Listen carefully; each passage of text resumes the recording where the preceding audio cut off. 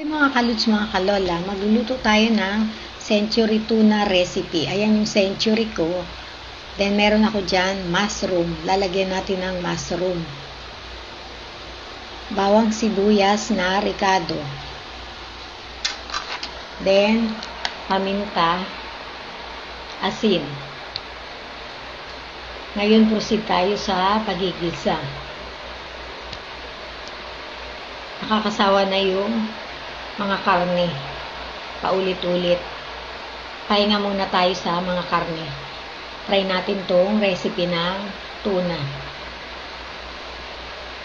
Gisa natin yung bawang. Gisa po natin ng mabuti.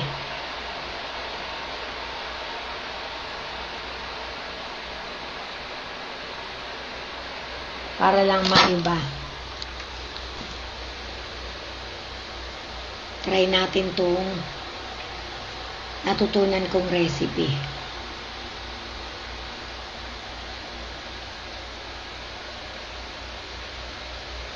Meron ako dyan nilalaga na eggplant.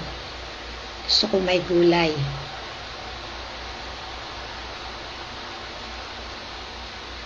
Gusto ko laga lang, wag na magmantika.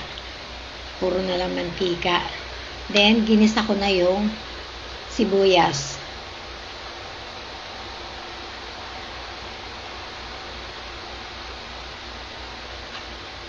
Halu-haluin po natin mabuti.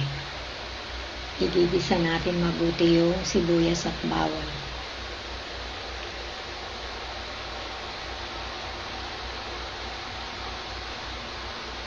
Pwede na natin sunod yung century. Ubusin po natin yan.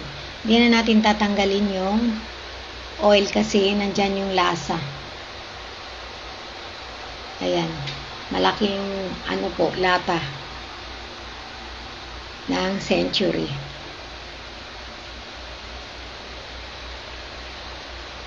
Ayan.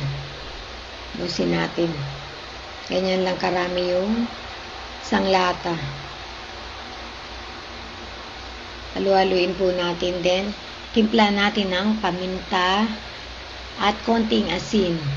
Kasi, may timpla na rin po yung century. Kaya, konti lang ang ilagay natin.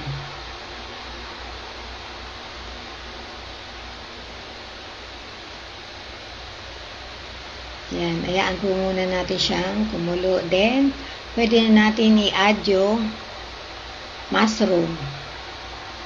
Yung mushroom naman po, luto na yan eh.